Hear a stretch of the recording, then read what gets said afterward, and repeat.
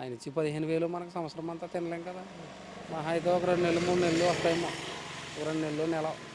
ఇప్పుడు free bus పెట్టి 15,000 ఇచ్చి మీకు మంచి జరుగుతుందా?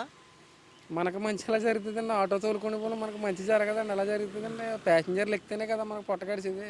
మీ ఆటో వాళ్ళు ఏమనుకుంటున్నారు ఈ పథకం గురించి?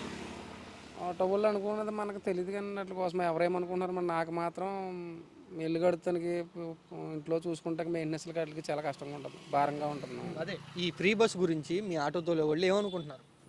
ఫ్రీ బస్ పెడతాం వల్ల ఏంటంటే మాకు జనాలు బస్సు ఎక్కుతారు కానీ ఆటో ఎక్కడానికి ఇంట్రెస్ట్ చూపించట్లేదు ఎవరు.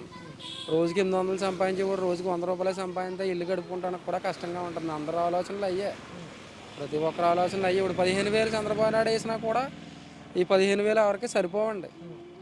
మహా అయితే ఒక 2 నెలలు 3 నెలలు ఇల్లు గడుపుకుంటాడు తప్ప, ఏమన్నా పెండింగ్ వర్క్లు ఏమన్నా ఉంటే పెట్టుకుంటాడు తప్ప చేసుకుంటాక ఏమన్నా మధ్యలో ఏ బ్రేక్ ఇన్స్పెక్టర్ దొరికితే ఆడు మళ్ళీ 5,000 6,000 4,000 రాస్తే ఇవి ఎక్కడ తెచ్చి కట్టుకుంటాడండి.